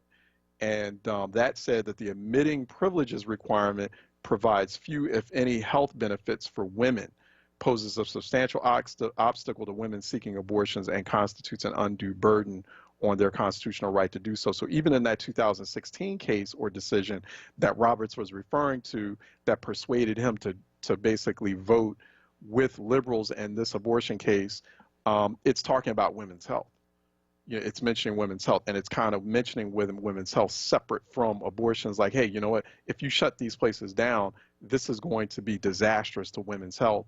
And as you just stated too, Ms. Pat, men use it too for a variety of reasons. Have to, becomes a necessity, particularly for low-income working class communities. And I think it's very important. I've had, kind of interesting conversations and friendly debates with people who are in the pro-choice advocacy or activist space, and I'm like, well, maybe you guys ought to rethink that term abortion and using it so much, and kind of think of something else. And that's what you start seeing with terms like reproductive justice. I'm just saying this as a messaging strategist, because that term abortion, it's negative. It's like, it's not negative in terms of what it brings up, what people conjure up on both sides of the debate when you think about that term. And so it might be like the messaging can go a long way in that whole debate. All right, let's take a break. And when we come back on the other side, phone lines are still open, by the way, at 215-634-8065. Also toll free, 866-361-0900. Phone lines are open. We're going to head into a discussion. We have one a little bit earlier. Dr. Nicolette Lewis-Saint of Healthcare Ready. We're going to still talk about pandemic, about masks, and also some new data coming out of the CDC. I don't think a lot of people are aware of this. I think we're just so fatigued and so exhausted about everything from pandemic to knees on our neck that people are missing some big headlines that are happening out there. So we'll talk about that on the other side. Once again, phone lines will be open at 215-634-8065, 866-361-0900. We're talking with Dr. Nicolette Lewis-Saint. You can call in if you have questions or you want to join in on that discussion, continuing this public health discussion here on Reality Check 96.1 FM, 900 AM, wordradio.com, Word TV, Word app. Stay tuned. We'll be right back. Weather and traffic to keep you informed for your drive home. In the happy hour with Sincerely Sarita. Monday through Thursday, 4 till 7 p.m. Right here on Word Radio, 96.1 FM and 900 AM WURD. I'm Joe Biden, candidate for president, and I approve this message. I'm asking for your support and to join our team. We need a leader to unite this country. We need a leader who will push an agenda to move everyone forward, to allow every American the opportunity to share in this country's prosperity. Someone who will lead, but also who will listen. Someone we can be proud of. I promise you this election isn't about me. It's about you, your family, your community, and our country. The moment has come for our nation to deal with systemic racism, to deal with the denial of the promise of this nation to so many. It's time to make healthcare a right, not a privilege. It's time to give every student the opportunity to get a good education, no matter what their zip code is. And it's time to give workers the pay and dignity they deserve. This is the United States of America, and there's nothing we cannot do if we do it together. Paid for by Biden for president. In Pennsylvania, everyone counts, and everyone needs to participate in the census. Our population count determines our voice in government and how much federal funding our communities receive for health care, food assistance, education, transportation, housing, and more. So every infant and child, every foreign and U.S. citizen, everyone matters. For a stronger future, we all need to count. To learn more, go to pa.gov/census. This is Word Radio. 96.1 FM. And 900 AM WURD Philadelphia. Black Talk Media. Reality Check. With Charles Ellison right now on Word Radio. And wordradio.com. All right, welcome back to Reality Check. Phone lines are open once again at 215-634-8065, toll free 866-361-0900. We don't have Dr. Nicolette Lewis-Saint on yet, but she will be shortly. But we're opening up the phone lines. You will be able to also ask her questions of some important questions as far as this pandemic, because this pandemic is still very much alive. There's also people still very resistant to wearing masks, and that's not just, that's everyone. Like, please wear your mask. And there are reports, just Washington Post reporting in its Sunday headlines yesterday that there are not 2.4 million cases of COVID-19 infections in the U.S. It's more than likely 10 times higher than that. There are more than likely 24 million cases of COVID-19 throughout the United States. You heard that correctly. Washington Post reporting and dropping that yesterday. That's a huge headline. That's very significant. We're talking about a rate of infection that is 10 times more what we've been talking about for months now, since we've been going through this pandemic. And CDC essentially, or sources at CDC suggesting that there is a lot of undercounting going on with respect to infection cases and infection cases, and also infection deaths as well. So that's a problem, which means that that elevates the amount of risk that's out there, that increases our chances, our individual household chances of attracting or acquiring this virus, COVID-19. People have to be very careful out there. There's a lot going on. People have kind of lost touch with the reality of the pandemic and think it's okay to just kind of walk around without mask. You should be walking around with mask. Even, there's a problem right now when the White House reconvenes its coronavirus task force after a couple of months of being dormant. So even they know, it's like they can't get away from it now. And now even the vice president, who was real hard-headed and stubborn about wearing masks, even he's going out in public yeah, y'all should wear masks. Oh, okay, fam, you could have been doing that all along. But now it's bad, and it's hitting Republican states Republican-led states like Florida and Texas very hard, to the point where it's become unmanageable. They're trying to give the impression that they're managing it, that they're crisis managing it, and they're just not. So it's real big, and they know that this thing is a lot bigger than it is. But people still hard-headed. I know a few people probably saw me on Instagram. I did have an opportunity. I was in the nation's capital, I was in Washington, D.C. Did have a quick opportunity while it wasn't crowded, to stop by Black Lives Matter place down the street from the White House, just to get a sense of what was going on. One evening, happened to be driving through and stopped by, took a couple of photos. I was with my eldest daughter, who lives in Washington, D.C., and she's not playing. She had both a mask on and gloves. And there were people walking around without masks and gloves, and a woman got mad with her because a woman wanted to take a photo with her boyfriend. It was a white woman with her boyfriend, and they wanted to take a photo of them standing as a couple below the this big Black Lives Matter banner. A lot of people kind of wanted to get that kind of iconic shot. And it's this big Black Lives Matter banner hanging off the AFL-CIO building. And so she was asking my daughter, hey, could you do this for me? And my daughter was like, even with gloves, my daughter was like, sorry, man, we got to maintain. I don't want to be touching your phone. I don't want to be spreading anymore. She was trying to be real polite and nice, and the woman got like kind of nasty with her. It's like, nah, fam, like it's real out there. And I was actually very proud of my daughter. Felt bad, but I was very proud of her. I was like, nah, you got to stand your ground on that. Like, you got to maintain. It's real out here. It's not planned. Pandemic is not planned. So just everyone, it's real important to just continue to wear your mask. There is more conclusive science showing that the masks do help in a big way. The science is much more conclusive around that right now. It wasn't as conclusive just a few months ago.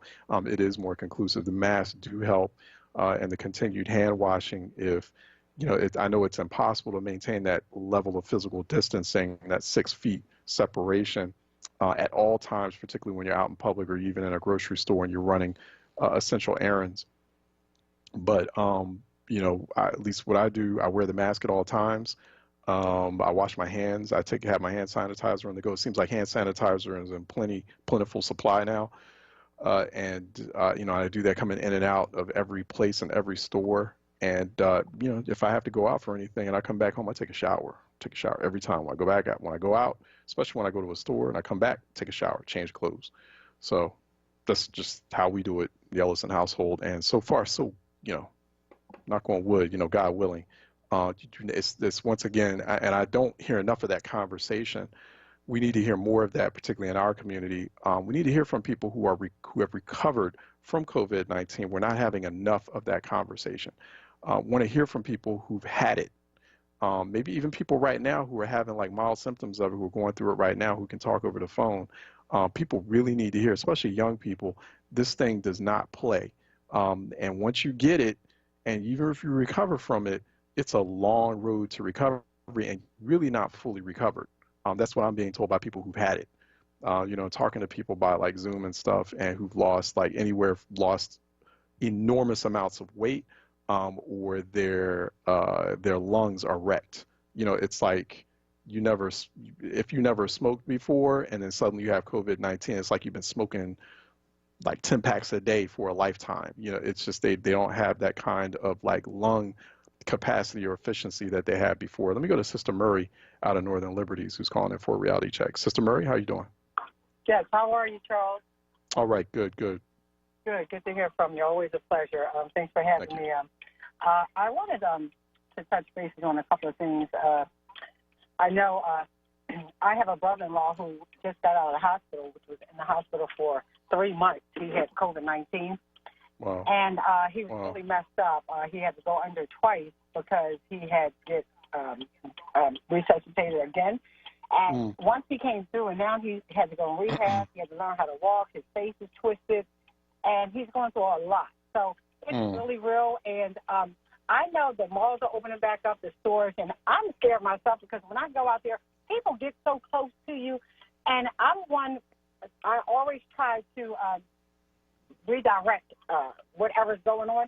And so I just, excuse me, but I do not want to make you sick.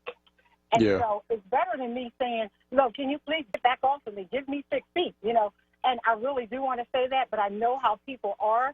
And because everybody's been so wrapped up into the house and everybody has been under so much stress, we have to really redirect how we would say something to somebody else. And also, I was just so alarmed to see that Darius on the NFL was racially profiled. And there was also a young lady who went in the store with her little boy, which was about 6 years old, and they wouldn't allow her to sit down and eat with her son because of his attire. And she had to leave. The guy actually walked her out the door. Yeah, I saw that. Yeah. I just hope that these places, Chick-fil-A and all these places, because it starts from the top. And Charles, things won't change until people change their heart. And people don't know God, and they're not letting God in their life. And if you don't let him in, you're never going to change. And so you're always going to be disrupting the world and people around you and being racially profiled and just doing things that you normally would not do. And also, we just have to be careful. That host or that concierge or whomever was in that restaurant, he was fired after that video went viral. Yeah, they fired him and they issued an apology. But go ahead, Sister Murray, real quick. And And I'm very glad that they did. And I'm just saying, if we continue to have restaurants or places like that, we need to just boycott them, because if we hit them in their pockets, they will truly stop. And management will teach them not to be racially profiled. And it's the same thing that just with Starbucks. I mean, that, you know, it came from the top. This kid didn't just come out and do this. And we just have to look. The military women are being missing, and the president is sitting here steady tweeting things that are racially profiled, and hand signs and signals and all what he does, because he has no heart. He has no heart. He has no compassion, and he is a menace. And we need to see that. And how long are they going to continue to let this go on before they get him out of this office? And I'm so alarmed about that. That's true. Hey, thanks, Sister Murray. I'm going to let you go, though, because we finally did get Dr. Lewis Sane on. But, no, thanks for those questions. That's why, you know, at the end of the day, folks are going to have to go out and vote, in mass numbers come starting as soon as you can, vote by mail. And in many places you can start that in October. Need to start that exercise. So, you know, we always talk about that on a daily basis. Don't get vexed about tweets from the president. Get out there and vote and do what you can to get everyone else mobilized to do the same as well. All right. But thank you for sharing that. Thank you for that the sharing earlier, Sister Murray, that story. That's what we need to hear more of. You know, people sharing stories of people who have been inflicted by COVID-19. You know, the people who, you know, are in so-called recovery, it really does a number on you. And I think people need to hear more and more of that because I think that might help people be a lot more cautious when they're out there. We have Dr. Nicolette Lewis Sane on to talk more about that and other topics here on Reality Check. Go to healthcareready.org online. She's the executive director of Healthcare Ready. And also at Dr. N. Lewis Saint as well on social media, on Twitter, if you'd like to engage her there. She joins us by phone, as she does every Monday here on Reality Check. Doctor, how you doing? Hello, I'm doing all right. How are you? All right. Good. Yeah, just real quick, your thoughts on that, about just more people sharing. We had just that listener was calling in, and they were just sharing about their brother caught COVID-19, and it's been a hard journey for him even he's in recovery rehab phase, and it's still very difficult for him. We need to hear more of that. We don't hear enough of that, and I feel like that's a public discussion that we're kind of missing out on too, is the survivors and people telling more and more, so people take the kind of precautions that are necessary when they're out there outside. Certainly. I know that part of the challenge is that there are a lot of people that are in various stages of recovery. And frankly, when you're tending to your own health and trying to focus on your own recovery, it's difficult to also be in the position of trying to sound the alarm for others. But the other point is, because this is a new disease, as we have survivors, we're learning more and more from each survivor about what the manifestations of the disease are, how they are recovering. All of those things are things that we're learning. So it is so important to be able to share it, but I also imagine it is difficult. Yeah, it really is. I wonder too about, speaking of recovery real quick, because it just kind of brought something to mind. People, they do have some people out there may have the benefit of accessing medical care, going to the hospital to get treated for COVID-19. They recover from it, but then it's like going back with the healthcare system being so stressed. That's got to be a big challenge too. Is that something that you worry about, where folks, even folks who are survivors who've recovered, how much can you even go back to the same hospital or back to the doctor when they're being inundated and so just overstressed with newer and newer cases every day? So, I mean, recovery from that perspective it must be real difficult. So you mean whether or not they have the ability to seek care because of how stressed the health system is if they have the ability to even weather recovery, right? Because of just the new surges especially are overstressing hospital capacity. Right. So, this is a tricky one to answer, and I'm going to do my best. The health systems are making capacity, right? Now, ICU bed capacity and overall health systems capacity are two different things, and it's important to remember that, because one of the things that we're also seeing alongside COVID is that more people are dying of preventable chronic acute needs, right? Heart attack, stroke, because they're not going to hospitals. And so it's important to remind people that, you know, urgent care, emergency departments, they are available and they should be resources for those types of needs, because we want to make sure that people can go. And I think how individuals who are recovering from COVID navigate that can be complicated, whether or not they feel comfortable being able to go back, but also this really, to me, prevalent question of when you're dealing with a set of symptoms and a disease state that's still so new, how do you even know before you get to crisis, right? And some of the newest symptoms that are being recognized for COVID, if you think about it, they're fairly easy to miss in a high-stress environment. Things like, shortness of breath, extreme fatigue, what's the other one? Loss of taste. So if you actually, unless you are carefully looking for and know what to look for and are managing those symptoms, it can be really easy to miss. And that actually is my bigger concern, is how do we make sure that people are able to track those symptoms so that they know to go? Because it's one thing to finally get there. It's a totally different thing to even know, hey, this pain in my leg could actually be a bit more serious, and so maybe I do need to go to the hospital and not just, blow it off as something small or minor. And that, to me, is something that we do need to continue to lift up, that we should all be diligent, and even if it is calling to have those symptoms checked, but especially for those who are recovering, very critical to be able to do that and making sure that we are using every part of healthcare, so not just draining the hospitals, but urgent care is a very real option. Pharmacies, these are places where this information can be accessed, and this will save lives. That's interesting. Yeah, that urgent care ecosystem. Does that include, because, you have, and you just mentioned pharmacies, because, like, for example, CVS was expanding, like, its Minute Clinic ecosystem. Is that what you mean by, like, urgent care? Like, there are places, you don't have to go to the hospital all the time, but there's, like, this, if you have urgent care facilities nearby, and there's a lot of those popping up in a lot of different places, that is a good start. I mean, if you're suspicious about something, the way you're feeling. It is. And so the Minute Clinics are something kind of in between going to a pharmacy and an urgent care. But what's great about Minute Clinics, especially if you think, oh, maybe this could be the flu because we are approaching flu season. A Minute Clinic is a great place to do that, to get a flu vaccine. A lot of people get vaccinated at their pharmacist, and so that's a great place for that. But also, in addition to those, the urgent care is often a standalone facility.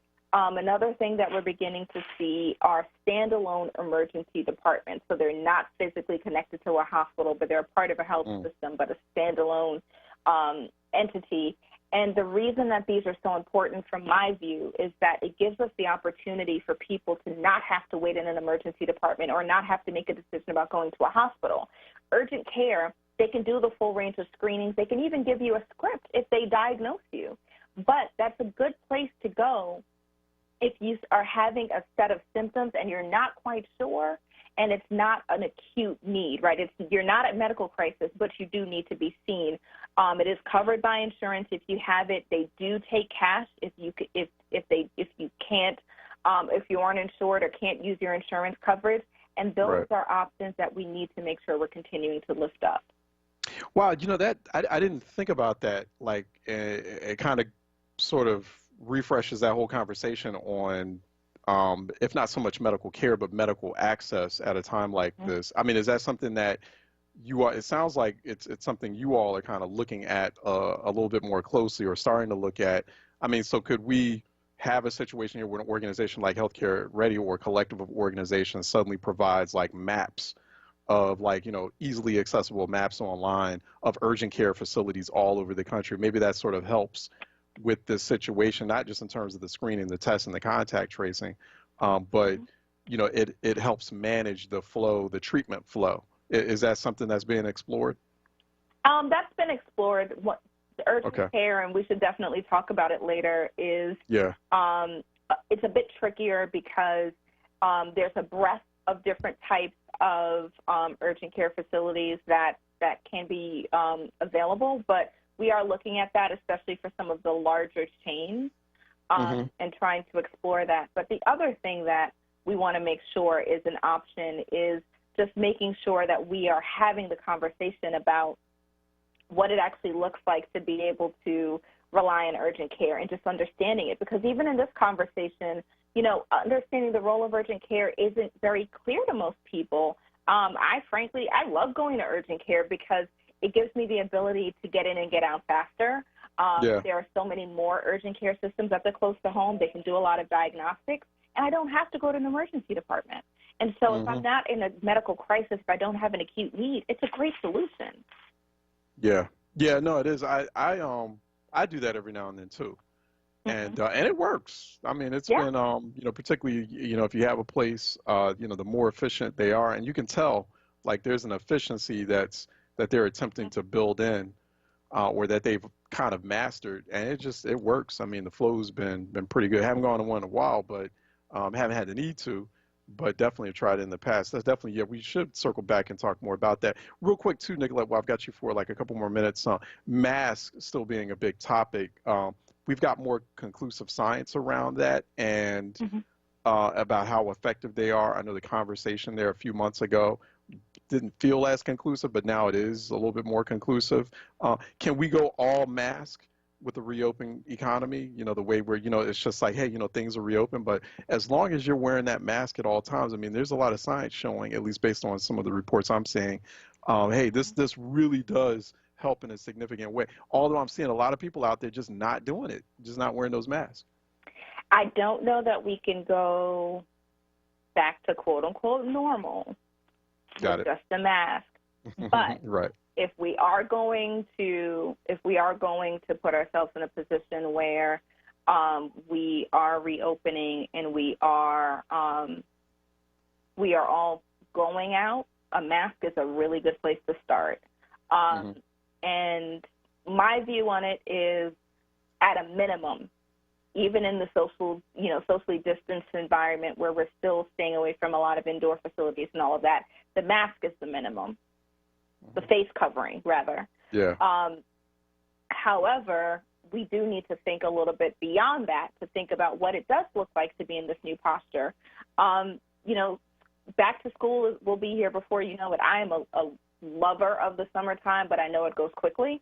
So thinking about, you know, we're already at the end of June, what the next couple of months look like, a mask and a face covering is the bare minimum of what we need to do to protect our individual and collective health.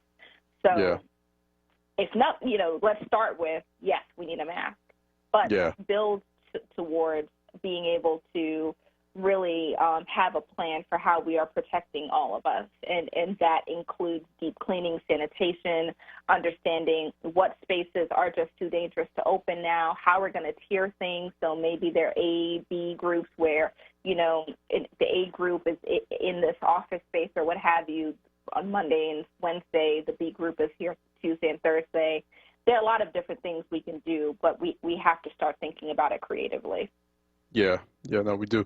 We're talking with Dr. Nicolette Lewis-Saint, Executive Director of Healthcare Ready. Go to healthcareready.org for more information there.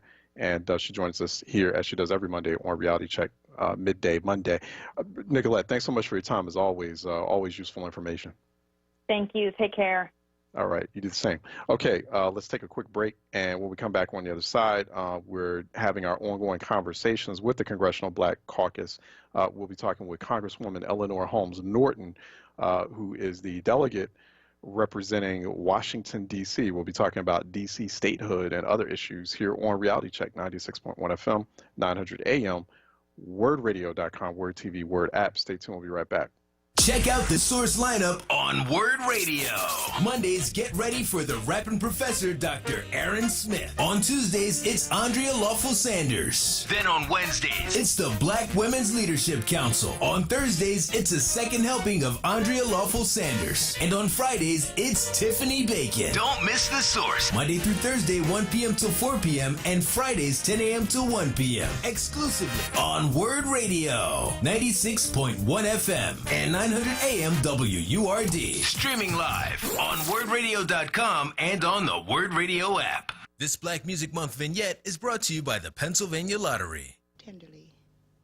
Dr. Eileen Southern was an American musicologist, author, and teacher born in Minneapolis, Minnesota in 1920. Her best-known book, The Music of Black Americans, was published in 1971 and was the first of its kind to chronicle Black singers, musicians, and composers throughout history. Dr. Southern was the first Black woman to be appointed a tenured full professor at Harvard University, where she served as the chair of the Department of Afro-American Studies. She received a National Humanities Medal in 2001 for having helped to transform the study and understanding of American music. She also received a Lifetime Achievement Award from the Society for American Music. Word Radio celebrates Dr. Eileen Southern for her contributions to Black music and literature.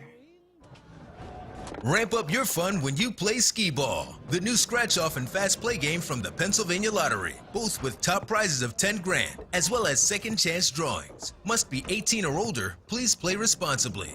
Benefits older Pennsylvanians every day. No fear, just facts. WURD. Keystone First VIP Choice HMO SNP Dual Eligible Special Needs Plan has a 4 out of 5 star rating and is one of the highest rated Medicare plans in the region. Keystone First VIP Choice and you are better together. If you live in Philadelphia, Bucks, Chester, Montgomery, or Delaware County and you have both Medicare and Medicaid, choose the Medicare plan that is working to help you get better care. Enjoy extra benefits at no cost to you with Keystone First VIP Choice. You get benefits like dental, vision, and transportation to and from your medical appointments. They also cover a fitness membership to a gym of your choice. $150 toward over-the-counter pharmacy items. There's no copay for doctor's visits. They offer a large provider network, a great prescription plan, dental coverage, and even eyeglasses. Plus, you don't have to wait for open enrollment. You can change your coverage every quarter. Keystone First VIP Choice. The name you trust, the service you deserve. Call Keystone First VIP Choice today at 1-877-686-1760 or visit KeystoneFirstVIPChoice.com. Reality Check with Charles Ellison right now on Word Radio and WordRadio.com. We're waiting on Congresswoman Eleanor Holmes Norton, who represents the District of Columbia, Washington, D.C., also non-voting delegate in the House. She is at norton.house.gov. For more information, we were prepping to have a conversation on D.C. statehood. Phone lines are open until as we wait for her.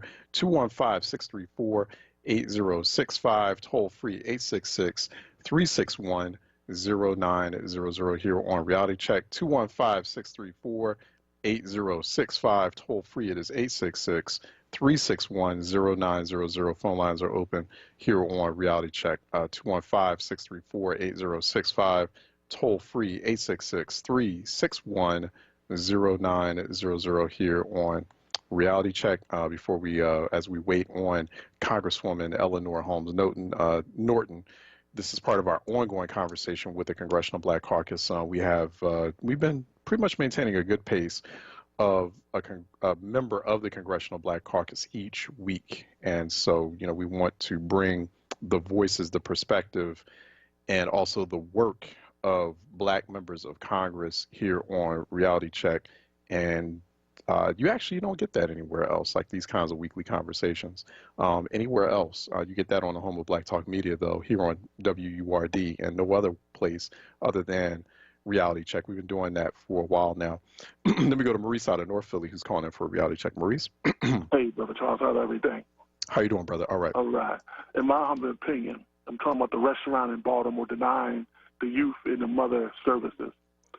There was a report came out yesterday by the senator out of Baltimore, said that the company that owned this one restaurant had 2 other restaurants, the total of 3, that practice this kind of behavior all the time. So the problem is, I don't blame the restaurant. This is your business. You do what you want to do. I blame the black people that go to the restaurant and spend money. We cannot continue to be slaves. The second point I want to make is also dealing with sacrifice. The NBA players choose to play and don't want to sacrifice. Their sacrifice is bigger than basketball, and their sacrifice can trickle down to the NCAA colleges, where they got a coach on tape saying, all those coronas going on, we got to get these players behind on the field at all costs. And the players concerned, well, we don't have no insurance, we don't have no money, and you're still trying to get us on the field. This is where the NBA players can come and say, okay, then, if we see they sacrifice, then we can follow and they lead. Because they lead by example. Right. And that's what some of the NCAA former players say, how can they play when you have no insurance to cover the players? And they're not getting paid for anything. So we can't go back and keep doing the same thing and make things normal, because this is a game changer. And I believe that this is going to be a golden opportunity that we never get again, where the NBA going to throw away. Thank you, Dr. Charles.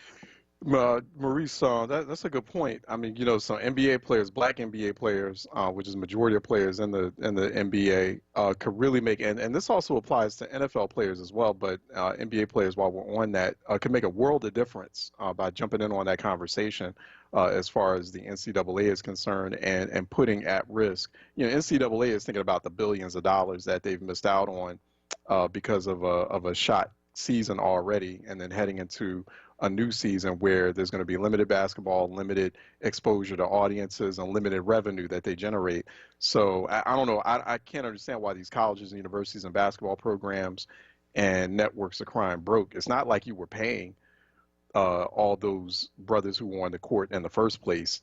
I mean, if you think about it, I mean, where all the money that you've been saving up from not paying basketball players on the NCAA level. You haven't been paying players to play for these elite programs or for these Division I, Division II programs. So, like, all you're giving them is the scholarships in. And we've got some research that we featured here on the on Reality Check from the Center for American Progress, showing that really the benefits are not there, are not completely there from most black athletes and high-octane sports programs. So you make a very good point, Maurice. I mean, people are just not making we're not making the kind of sacrifices that our community used to make. And there's a number of reasons for that. People still feel very, and Dr. Patricia Newton alluded to that a little bit earlier in our conversation about black mental health, where, we're just, where sometimes we feel like we can ignore the racism that takes place around us daily, even us as black folks. Either we don't have those conversations, or we have those conversations, we just take it and we move on. And a lot of it too is like this self-absorbed, narcissistic, Instagram motivated, selfie generation that we live in. And, people don't want to lose that status. So, it's like, oh, you know what, if I risk myself as an NBA player, put my career on the line, or not even thinking that maybe we can kind of do this as a collective, but if I put my career on the line, then, that's like what happens to me. I lose my money, lose my status, lose my followers on Instagram and other places. And, I lose that star power, and, people just are just kind of concerned about things. I mean, that's why it was very concerning. I thought it was very alarming too when I was watching the BET Awards last night, and just, the revolution, as the saying goes, this revolution will not be televised. And no, it's very televised. And so, and that should be alarming and problematic to a lot of folks out there, because it's like the more televised it is, the more commercialized the so-called, revolution or unrest or uprising is, because it's very highly commercialized and stylistic and performative. The less willing people will be to make those real sacrifices, because they're on the quest for fame, or a big new career move.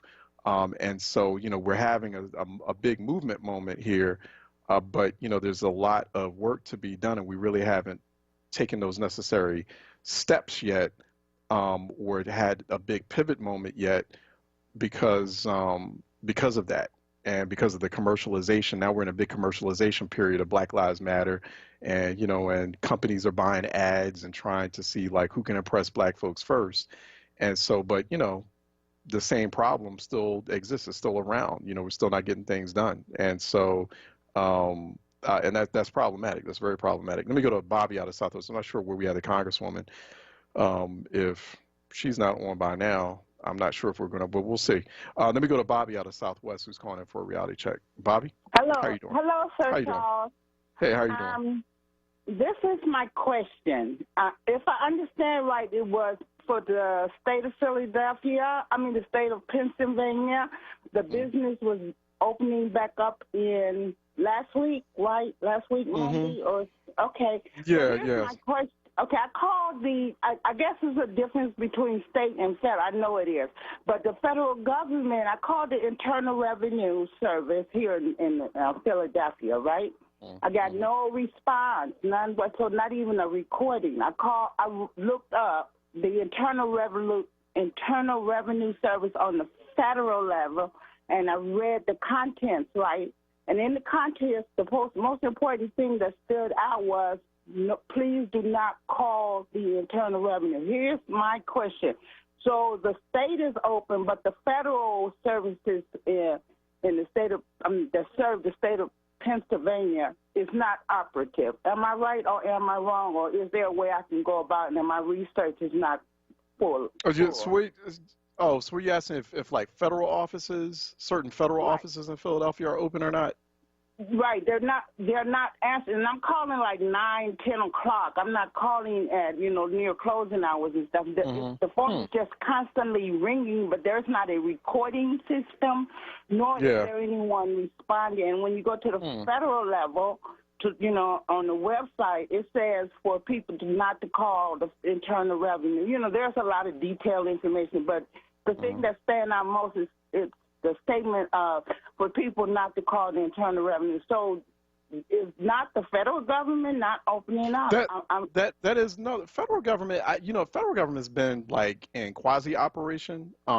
Most federal employees have not. A lot have, but a lot of federal employees have still not returned to their offices. Right now, most federal employees now are like, and federal contractors as well, are working remotely. Okay. And so that's where you're having like that operational issue. You still have the federal government kind of not running at full optimal level. There's also a lot of federal government employees out there, and not doing any work because they're working out of home. Right. And the federal government is just an archaic place. Yeah. So, I mean, it's, keep checking though, like the IRS website and other federal government websites to get direction on that, because different agencies are operating differently or going through more, through more phased approaches. So,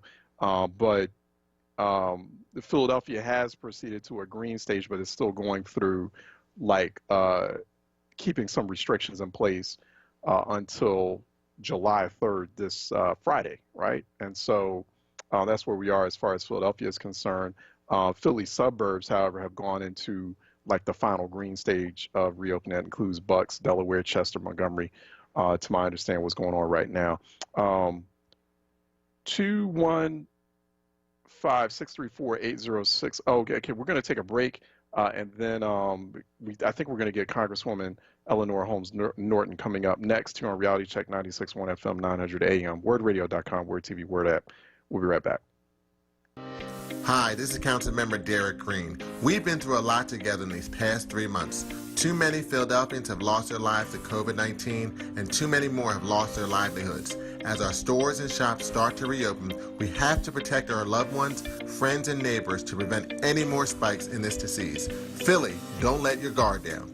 Practice social distancing when you go out, and always, always wear your mask. Mask up, Philly.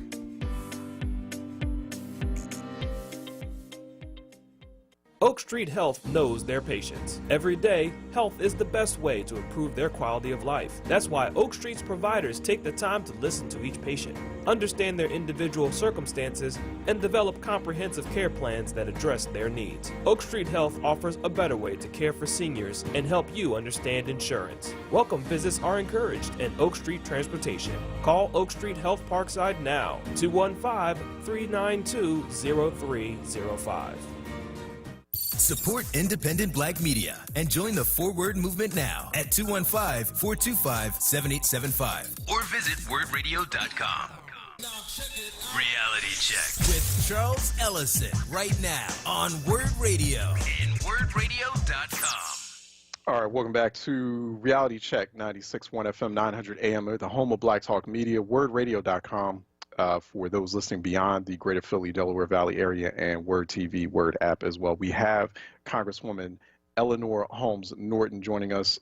She is the delegate or representing the District of Columbia, Washington, D.C. Not officially a state, but actually was able to succeed in getting H.R. 51, a bill for D.C. statehood, passed last week in the House. She's here to talk about, she's been pushing that cause for years. Go to norton.house.gov for more information. She joins us by phone here on Reality Check. Congresswoman, how are you doing? I'm doing good. Good to be with you. All right, good to have you. All right, thanks so much. Appreciate this. So this is a big deal. This is different. This is the first time in history that the House has passed a D.C. statehood bill. So where does it go from here? Are you feeling something different about this moment beyond just the House passing this? Something very different about this moment. I was able to get a vote on statehood when I first came to the House in the early 90s. But at that point, we did not have even all Democrats. For many of them were Southern Democrats.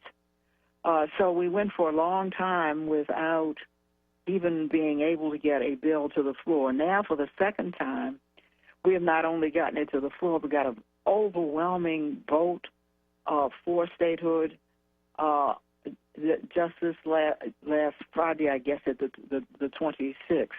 Now, I'm pleased to speak to people from Pennsylvania who have the vote, but imagine if people who lived in Philadelphia didn't have 2 senators, just as those who live in the District of Columbia have no senators, and yet we pay more taxes, federal taxes, that is, per capita, than the residents of any state of the Union. And indeed, we pay more federal taxes than people in 22 states. So you can imagine how in the land of no taxation without representation, when we feel, we feel outraged not to have the same rights that everyone else. It's a city that looks different from a state, but there's nothing in the Constitution that says how a state must look. Got it. And we've come a very long way. First time in 219 years that either house has voted to make the district a state. We are, and I'm sure you're going to ask me, well, what happens in the Senate? Yeah. I mean, because Mitch, the Senate Majority Leader, is saying that he's not going to put that up for a vote. And he may well not be Senate Majority Leader much longer. The polls have been, I must say, consistent. And I can't guarantee that continues, but the polls show that Democrats are likely to win the Senate in the November elections. And just to add icing on that cake, who also has spoken out against the statehood, is Donald Trump. Right. He's in far worse position than the Senate if you look at his poll numbers. The lowest of any president at this time, waiting election. We're only 4 months waiting. So you have some assurances that Democrats, even if they had like a slim majority retaking the Senate, that they would vote and approve that D.C. statehood bill, that H.R. 51. No, we don't. Look, we don't underestimate the climb it will take. All we're telling you is how anything gets done in the Congress. Right now, as I speak, spending in the Congress, and they're only taking bills about judges. So if you get something passed in the House, you got to work to make it pass in the Senate, even if it has bipartisan support in the country. We don't underestimate that. We just tell you that when you get a bill passed by that kind of majority, the kind of majority we had on this bill, you are more than halfway there. Do you worry about the racial dimensions of that debate? Because you had like Senator Tom Cotton from Arkansas. He was giving spirited remarks on the Senate floor last week about D.C. statehood, and it was kind of coded racial language he was using there. Like, don't give them these senators people like the mayor, referring to you. It's like coded words like you don't want black people like running this new state if you approve it. Well, I'm glad you pointed out what Cotton did. I must tell you that that senators have long left that kind of language, and he came right back up with it again. Senators recognize that when you get into that kind of coded racial language, that you are offending even your own constituents. This man just came out and said it out loud, and I'm pleased it's out there for all to see, because all that does is bring people toward us. This is not a majority black city any longer. If it were, it shouldn't matter. It's about half and half. But it in deciding statehood among the criteria, the race of those who live in the territory should not be on the table.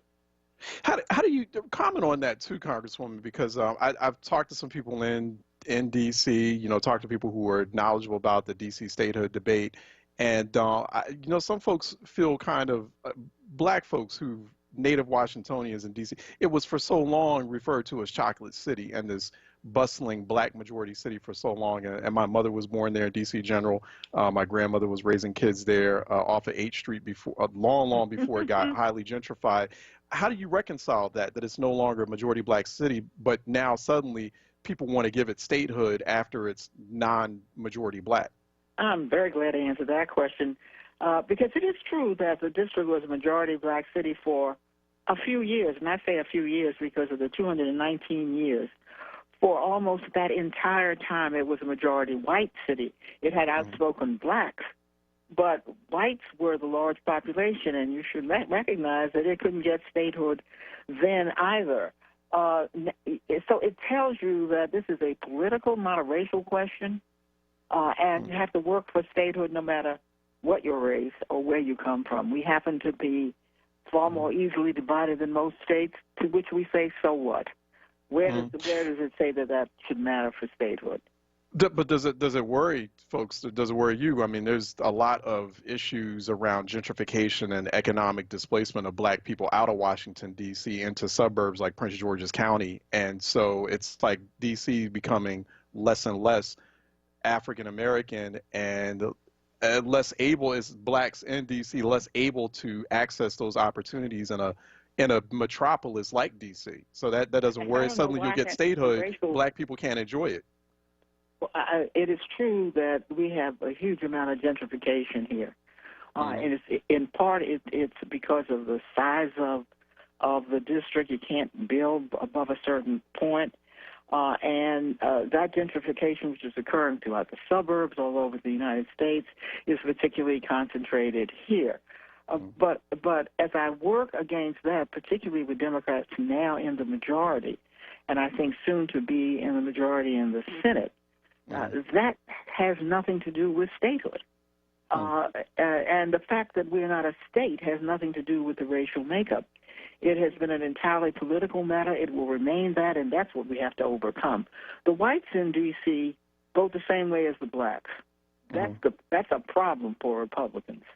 Well, the other issues, too, and why I got you for a couple more minutes, Congresswoman, because I know you got to go, and I appreciate the time here.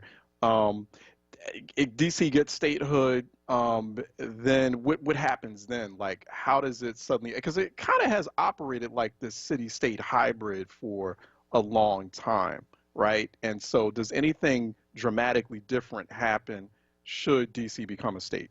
That's a very pertinent question, because in a real sense, I don't think people will much see the difference since district governs itself. For most of the time, it couldn't even do that, didn't even have home rule. I suppose the largest difference will be that when votes are taken in the Senate, there will be 2 senators there to represent this state, the 51st state as well. Hey, Congresswoman, too, what's worries as far as like, kind of what we're in now, the pandemic moment, the economy's kind of a wreck. Black unemployment, especially in D.C., was already high, especially east of the river. So how are we tackling that? How do we get like a second stimulus wrestled out of the Congress, the president, to sign off on that, to kind of help with that unemployment situation and that bad economic situation that's hitting a place even like D.C. that's typically insulated from recessions and depressions like that? It usually is. And unless I think the Republicans are warming up to the HEROES Act, which we passed last week, I believe it was. And what that means is more stimulus. If D.C. needs that, there are many places in the United States which need it far worse. The Republicans don't want to do another stimulus bill, but they're going to be forced to do it. And we see that as I speak. When you see, for example, what's happening to the virus and how that aligns with with people staying home and with the economies going down rather than up, you can see that a new bill is on the line. We've already passed ours. They didn't want another one, but even McConnell is speaking about doing something further. We were talking with D.C.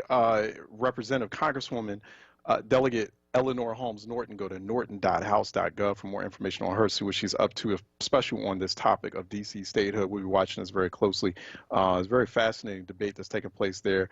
You can also go to @Eleanor Norton on social media, on Twitter, for more there. Congresswoman, thanks so much for your time. Really appreciate it. My pleasure.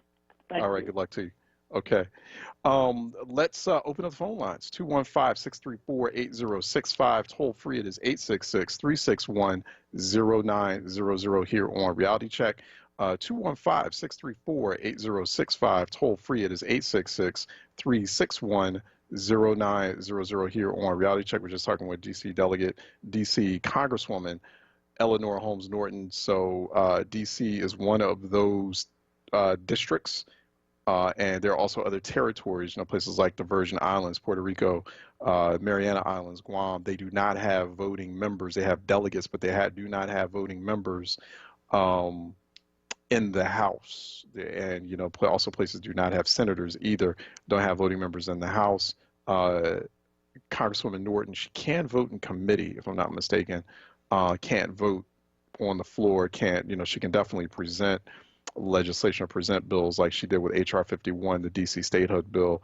That did pass out of the House, is going to the Senate, does not have a chance currently under the current regime, under Senate Majority Leader Mitch McConnell, to pass. But I've talked to quite a few Black Washingtonians who, they're happy about the symbolism of D.C. statehood. D.C., Washington, D.C., like how we all kind of grew up with it, the Marion Barry, Washington, D.C., is not Chocolate City anymore. It's more like Swirl City, and it is not majority Black anymore. It's about 46% Black now at one time. And, I remember when I first started going to college there, D.C. was, at that time, that was early 90s, and it was like 65% Black, I want to say. So you can see how dramatic the change has been, like overnight.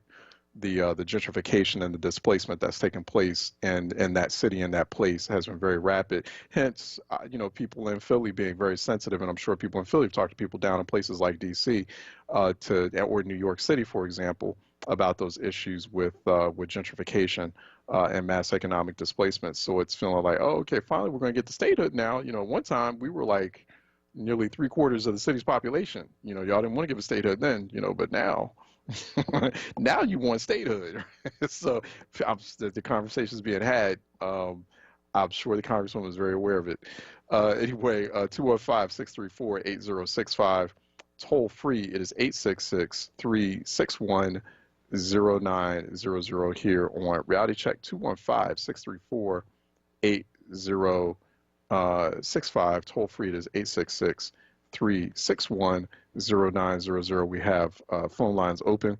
for several more minutes while we wait on the end of the Monday midday edition of Reality Check before we head into the source with the rapping Professor Aaron Smith. That's going to be coming up next here on your Monday, your WURD Monday. The source will be coming up next very soon. Also, big news over the weekend.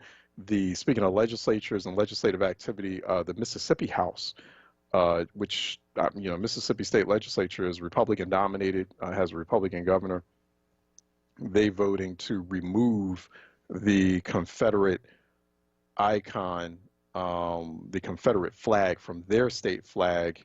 And so there's been a lot of pressure on the Mississippi legislature, on Jackson, Mississippi, the capital, to remove the Confederate flag from its normal state, Mississippi state flag. So there's like a Confederate icon that's prominently displayed within the Mississippi flag. So actually not just the Mississippi House, I'm sorry, both Mississippi House and the Mississippi Senate voting overwhelmingly actually yesterday to pass that bill to get rid of the Confederate icon.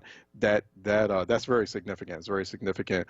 And the governor also signing off on that. So it's a historic moment to remove that flag. Governor Tate Reeves has kind of has said that he at first was kind of going back and forth. Obviously it's politically sensitive. He's a Republican governor, white Republican governor at that, in a southern, highly segregated state like Mississippi.